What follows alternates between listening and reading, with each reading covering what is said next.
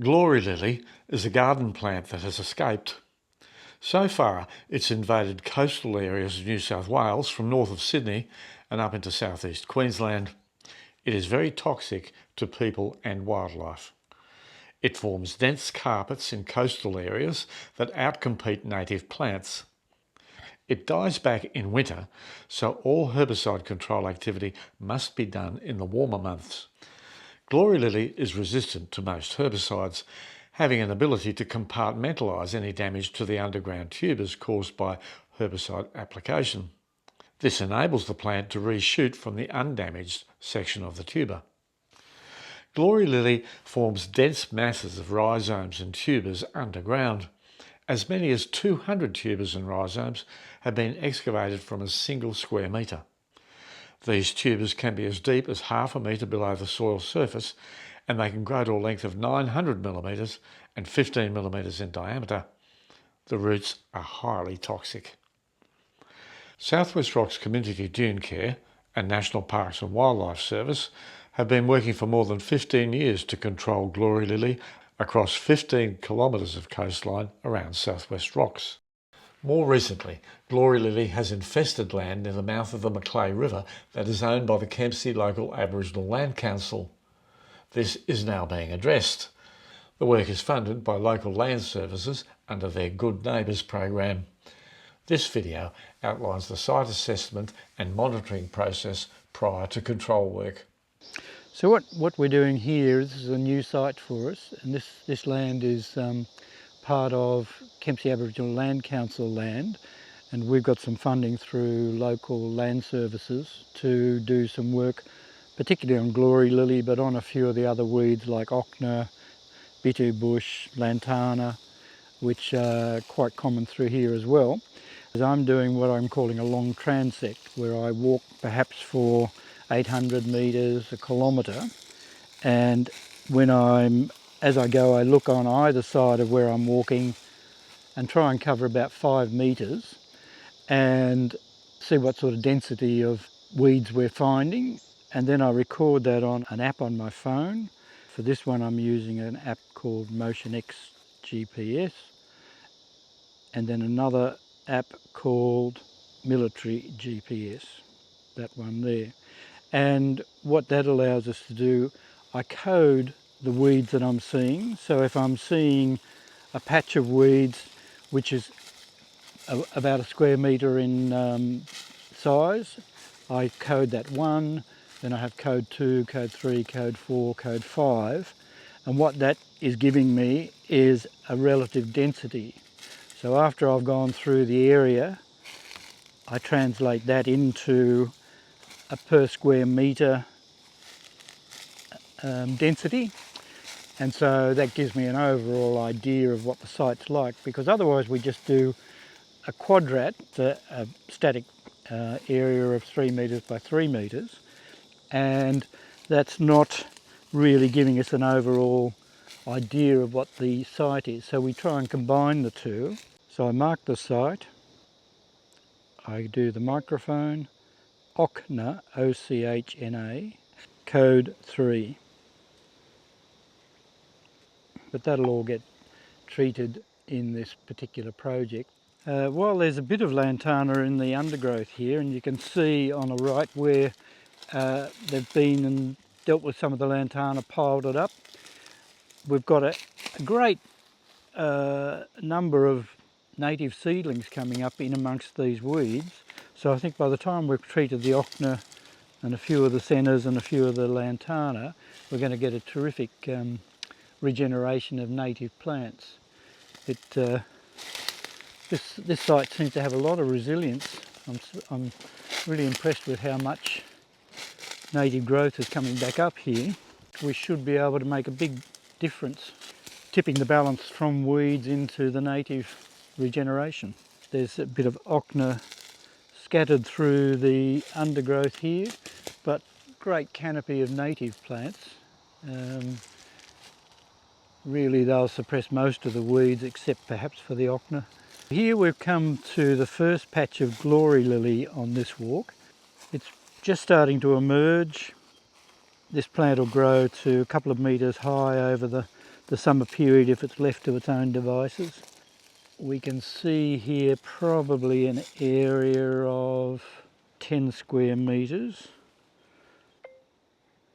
Glory lily, code 3.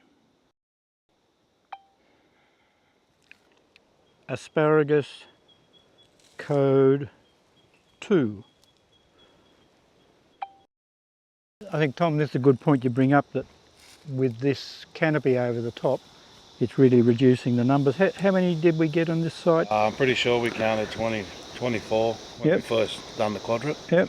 So when we done quadrant 2, there was only 120. Yep. Then we just counted it, and now there's 260. 260? So double. Wow. Yeah. That's in, when did we do that? That was about 3 or 4 weeks ago, wasn't it? At least 4 weeks ago. Yeah, and we haven't had much rain, Not so. much rain at all. Yeah. But they're in the sun, so. Yeah. You know, this is more in the shade. Yeah, I'm really impressed with how much native stuff's coming up here. Now you've got rid of a lot of the lantana and some of the bigger offners, I think. Nothing was breathing in there, so found a fungus which was killing all the lithias. Oh, okay. Lithia tree. Yep. Like even all the saplings, they had a fungus on it and they started dying. So Right. Gee. we just thought we'd experiment and go through and knock all the Hoffman knee high. Mm-hmm. Let the wind get back through, let it breathe. Yep. Then we come back in, we left it for about 12 months. Come back in and just reassessed it. All that fungus is gone and all the saplings now are looking real healthy.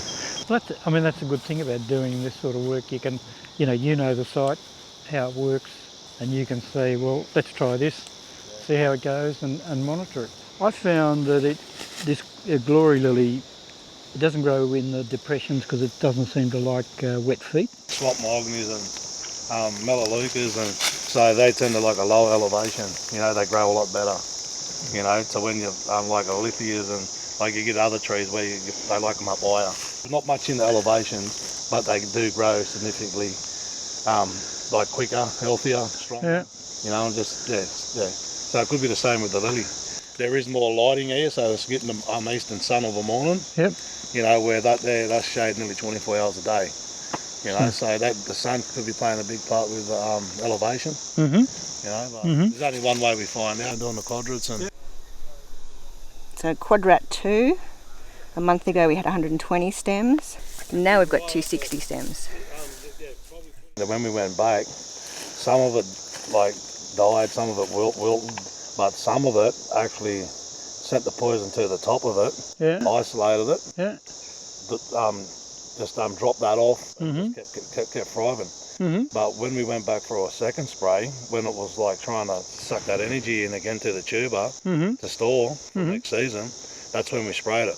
There was hundreds in this one patch, and now I think there's probably lucky to be 50. Gee, that's a big reduction, because it can take a long time.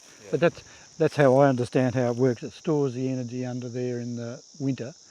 And they use that energy to get to this stage, push it back up. Push it up. But I think we got lucky with it because we sort of hit it, might have been at that stage where it was taking that energy into the tuber, you know what I mean? So it's just sucking all the nutrients back into it, you know, and feeding itself. And I think that's when we actually hit it, you know, so we hit it at a good time. So majority of the tubers, I think we got them. We got them.